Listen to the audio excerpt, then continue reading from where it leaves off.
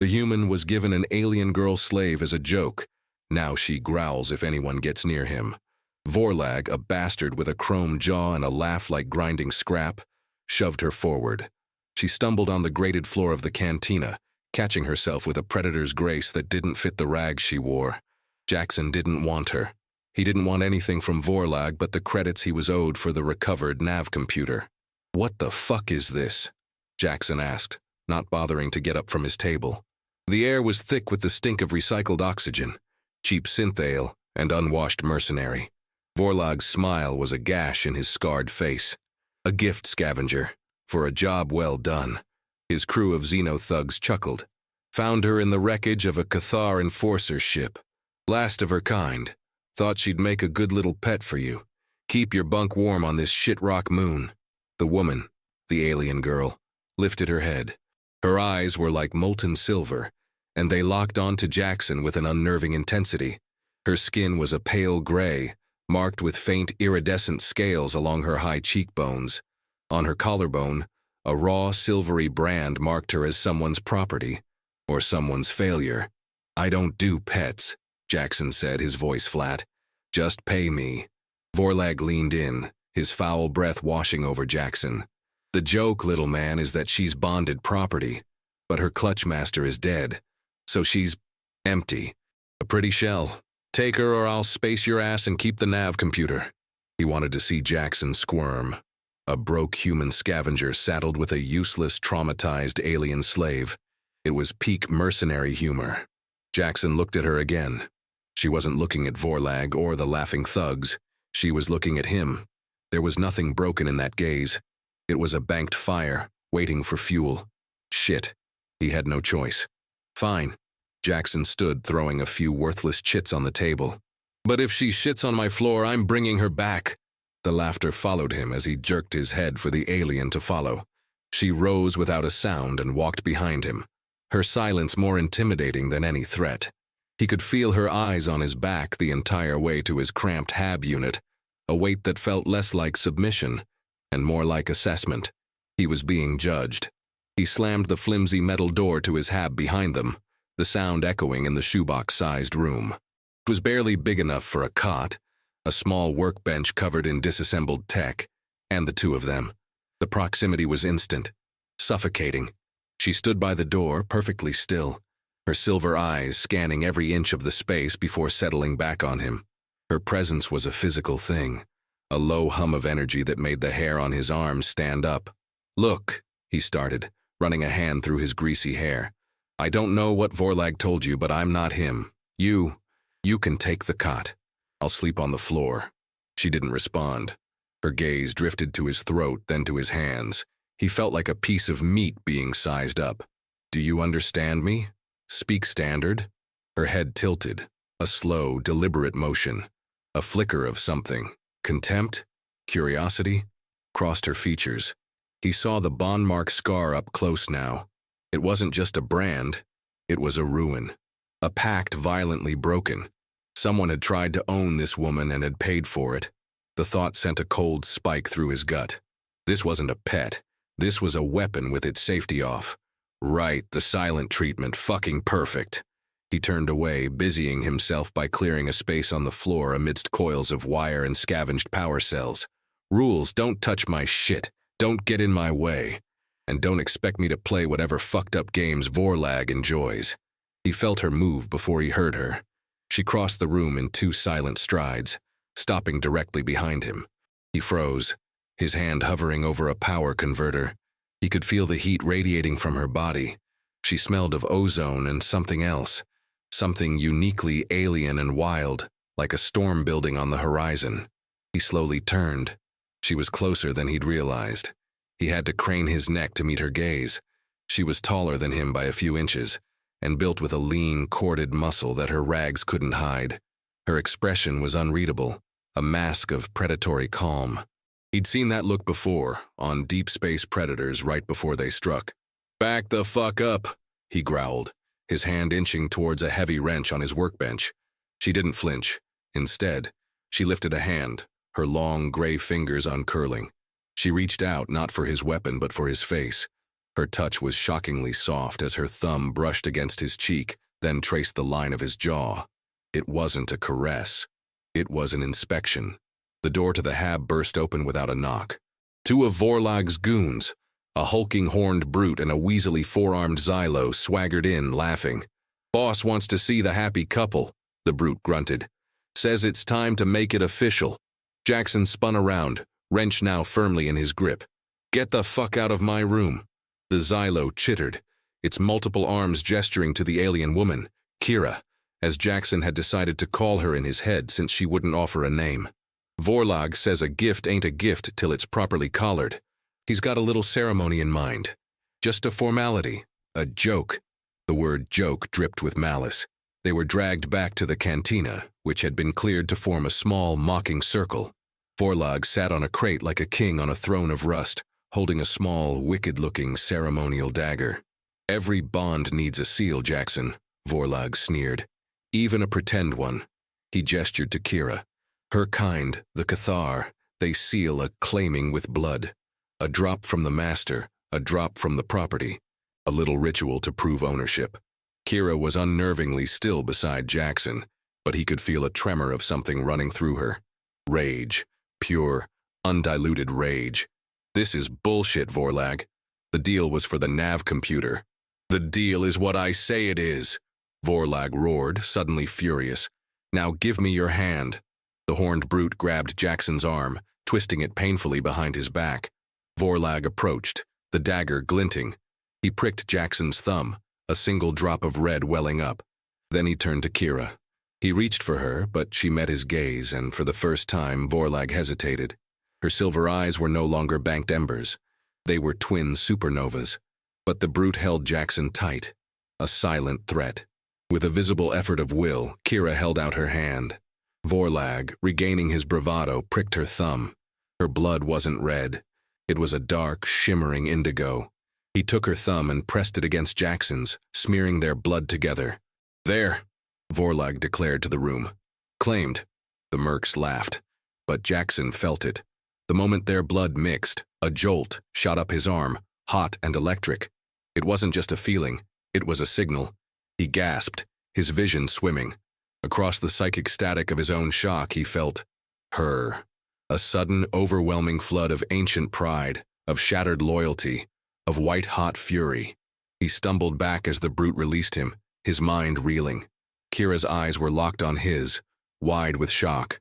The joke had just become a binding, sacred Cathar ritual, and they both knew it. They were shoved back into the hab, the door slammed and locked from the outside.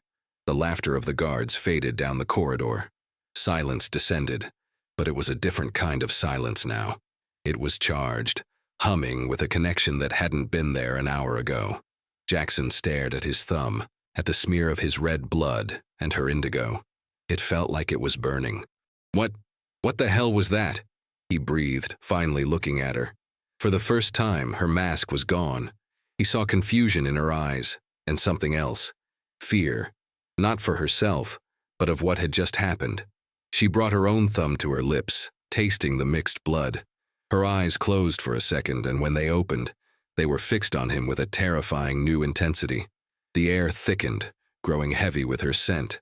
The ozone and storm was stronger now, a pheromonal broadcast he could feel in his teeth. He could feel her in his head, not words, just a faint echo of her emotions. A low, possessive thrum that resonated deep in his bones. A loud bang on the door made them both jump. "Hey, scavenger!" a drunken voice yelled from outside. "You fucking your new toy yet?" Before Jackson could yell back, a low growl ripped through the room. It wasn't human. It was a deep, guttural sound from the back of her throat, the sound of a territorial predator warning rivals away from a fresh kill. The merc outside fell silent, then shuffled away quickly. Jackson stared at her, his own anger momentarily forgotten, replaced by sheer disbelief. "Did you just growl?"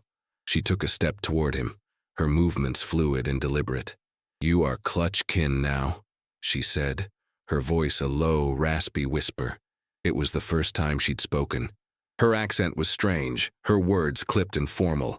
"They cannot have you." "What the fuck is clutch kin?" he shot back, frustration and a strange, unwelcome flutter of arousal warring inside him. I'm not anything to you. That was a joke. A stupid, fucked-up mercenary joke. She shook her head, a slow, sad gesture. Blood does not joke.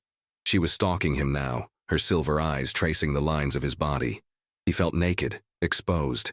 The bond, or whatever the hell it was a two-way street. He could feel the protective jealousy rolling off her, and his own body was reacting, his blood heating in response. She was claiming him, and some primal, stupid part of him didn't want to fight it. The small room felt like a cage, and she was the warden. He backed away until his shoulders hit the cold metal of the wall. She kept coming, closing the distance between them until he could feel her breath on his face. The pheromonal charge in the air was making him dizzy, his thoughts muddy. Every instinct screamed at him to run, to fight, to get away. But another, deeper instinct, one he didn't recognize, wanted him to stay. It was the bond, a parasitic thing worming its way into his psyche. "This is insane," he whispered, more to himself than to her. "You can't just claim me." Her lips quirked in what might have been a smile on a human, but on her it looked more like a snarl. "I can." She raised a hand and pressed her palm flat against his chest, right over his heart. He could feel the energy from their shared blood thrumming between them, a frantic, pulsing rhythm that matched his own accelerating heartbeat. "This is mine now. The beat of it, the life in it." "Get your hand off me," he said, but his voice lacked conviction. His own hands came up, intending to push her away, but they hesitated, hovering in the air near her waist. He could feel the solid warmth of her hips, the coiled power in her frame. Dominance rolled off her in waves, but it wasn't like Vorlag's brutishness. It was cleaner, more absolute, like a law of nature. He tried to reassert himself. "Listen, lady, I don't know how things work on your world, but here people don't just get claimed. It's a transaction. I get credits, you get to not be Vorlag's floor mat. That's the deal." Her head tilted again. "You offer me a deal?" she asked, tasting the word. "A promise of currency for my safety?" "Something like that," he said, grasping at the straw of logic. "A partnership, maybe. Not this." "You misunderstand human custom," she said, her voice dropping lower. Her hand on his chest tightened, her sharp nails pressing slightly against his shirt. "My custom is simpler. I protect what is mine. I destroy what threatens it. You are mine. Vorlag threatens you. Therefore, I will destroy him." The sheer, brutal simplicity of it stunned him. "You're fucking crazy." "You are fucking afraid," she corrected, her face inches from his. "You feel the bond. It calls for completion, for the seal of flesh. Stop fighting it. Stop being weak." That was the last straw. Weak? No one called him weak. A surge of defiant anger cut through the pheromonal fog. "I'll show you weak, you alien bitch." The insult was a spark in a room full of explosives. Her silver eyes flashed, and the pressure on his chest became an unbreakable vice. With a surge of strength that shocked him, she shoved him hard against the wall, the impact knocking the wind out of him. His head hit the metal plating with a dull thud. Before he could recover, she was on him, one hand pinning his arms above his head, her body pressing him into the wall. It wasn't a fight he could win. She was stronger, faster, and fueled by a ritualistic imperative he couldn't comprehend. "Do not challenge me, Clutchkin," she hissed, her lips brushing his ear. "I have honored broken bonds with the blood of my enemies. Do not make me break another." But it wasn't just a threat. He could feel the frantic energy of the bond pulsing between them, demanding more. It was a hunger. His own body betrayed him, responding to her dominance, to the raw, animalistic scent of her, to the undeniable fact that he was completely at her mercy. The struggle became something else. His attempt to push her away turned into a clumsy grab for her hips. Her hold on his arms loosened, her fingers tangling with his.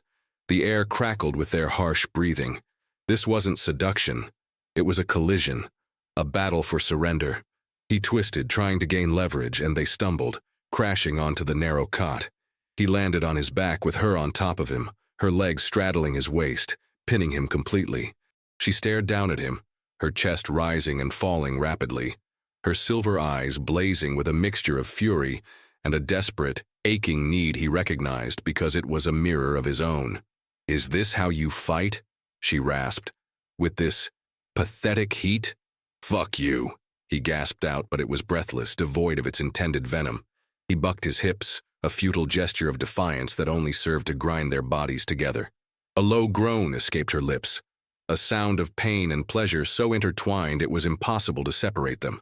She lowered her head, her face hovering just above his. "Show me," she commanded, her voice a raw whisper. "Show me the strength of my new claim." And he did. He stopped fighting her and started fighting for her, for the searing heat of the connection between them. His hands moved from her waist to her back, pulling her down as he arched up to meet her. A silent, desperate answer to a question he hadn't known he'd been asked. Their mouths crashed together, a brutal, searching kiss that tasted of blood, ozone, and surrender. The universe narrowed to the space of the cot, to the press of her body on his. It wasn't gentle. It was a frantic, clumsy tearing away of clothes, a desperate mapping of skin. His skin, her skin.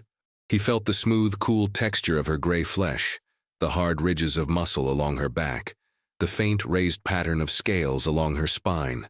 It was a fight that had forgotten its purpose, a struggle where the only victory was mutual submission. From Jackson's point of view, it was a fever dream.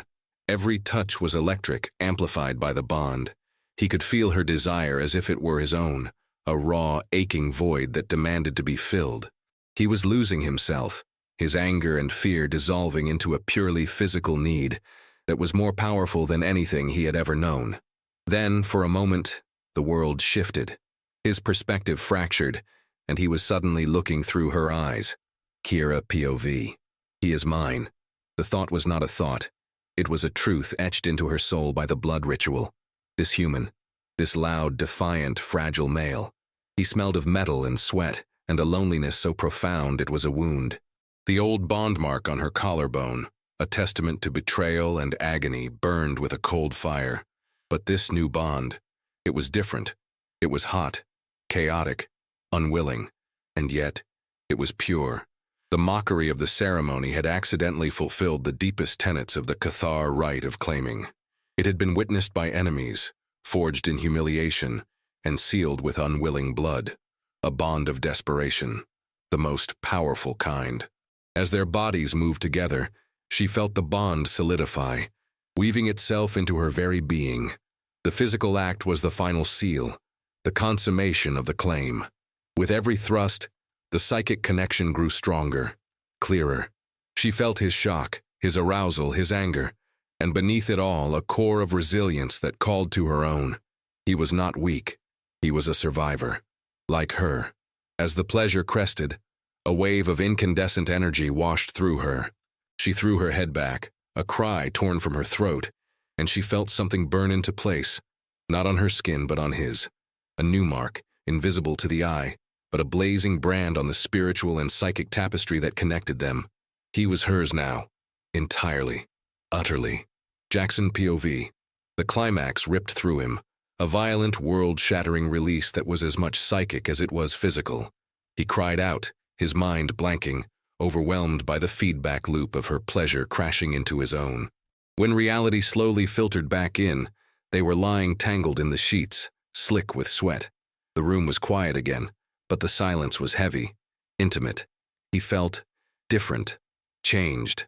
The frantic energy of the bond had settled into a deep, steady hum, a permanent link between them. He could feel her exhaustion, her relief, and a profound, bone-deep sorrow that emanated from the old scar on her collarbone.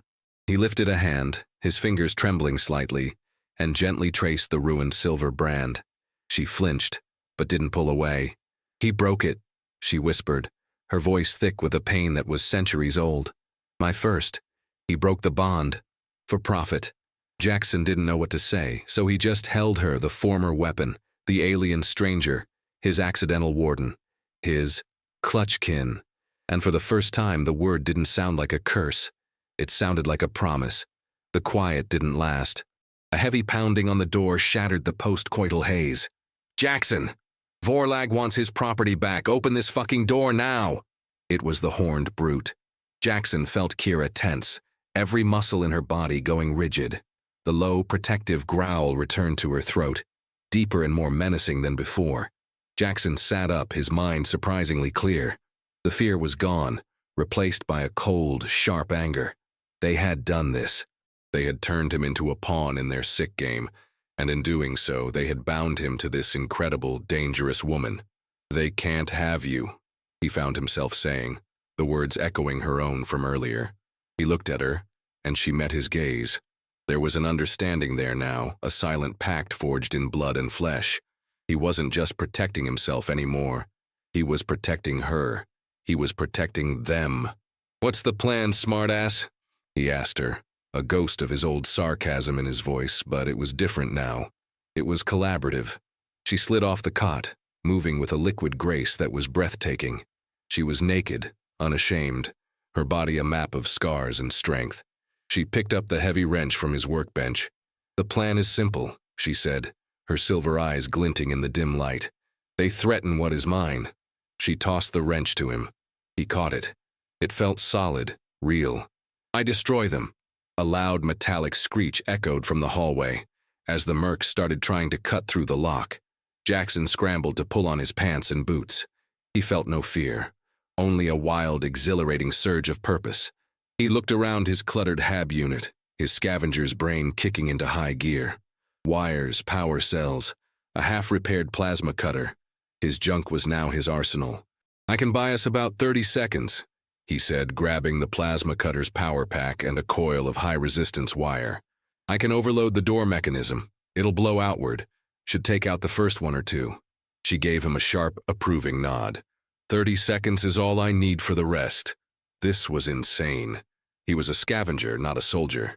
He was about to fight a crew of hardened xeno-mercenaries for an alien woman he'd met a few hours ago. But the bond hummed between them, a silent song of loyalty and righteous fury.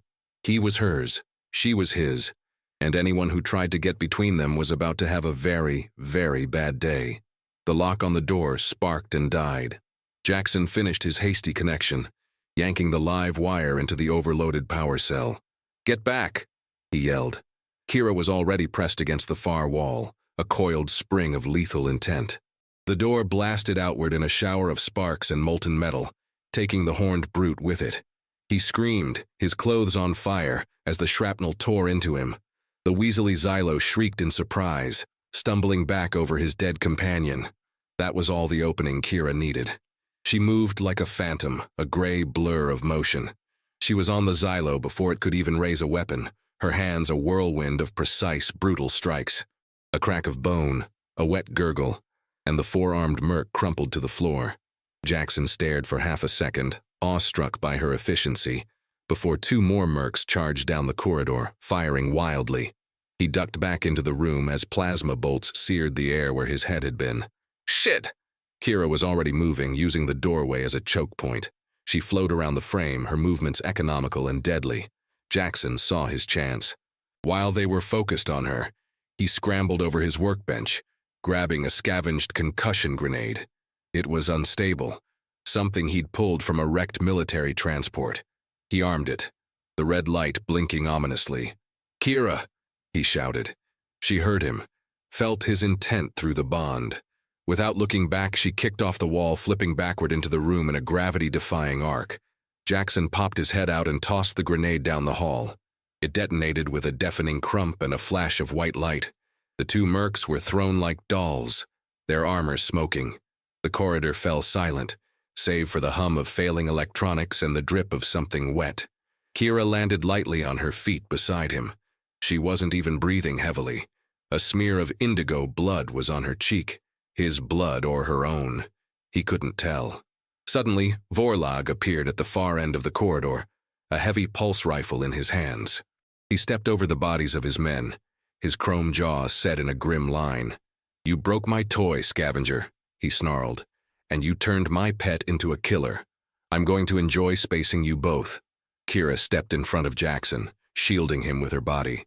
"He is mine to protect," she declared, her voice ringing with absolute conviction. "And you," Vorlag laughed, raising the rifle, "are mine to kill." Vorlag fired. The blast of red energy was blindingly fast. Kira moved faster, shoving Jackson down as she dove to the side. The bolt hit the wall behind them, melting a dinner plate-sized hole in the metal. "Stay down," she commanded. She didn't have a weapon that could match a pulse rifle at this range. Jackson, lying on the grimy floor, saw the problem instantly. They were pinned. Kira was a close-quarters fighter. Vorlag knew it. He was going to pick them off from a distance. Jackson's mind raced, his scavenger's instincts taking over. The corridor's main power conduit ran along the ceiling, partially exposed where a panel had fallen away. It was high voltage, unstable as hell. A risky shot. He still had the wrench. It was heavy, well-balanced. "Kira, on my mark, go right," he yelled, getting to his knees. He could feel her trust through the bond, a steady, unwavering presence. She didn't question him. Vorlag was lining up another shot, a cruel smile on his face. "Now!" Jackson screamed. Kira sprinted to the right, drawing Vorlag's fire. The plasma bolt sizzled past her, inches from her head. In that split second of distraction, Jackson stood and threw the wrench with all his might. It spun end over end, a perfect arc of gleaming metal, and struck the exposed power conduit right above Vorlag's head. The explosion was immense. A cascade of blue-white electrical energy rained down, engulfing Vorlag.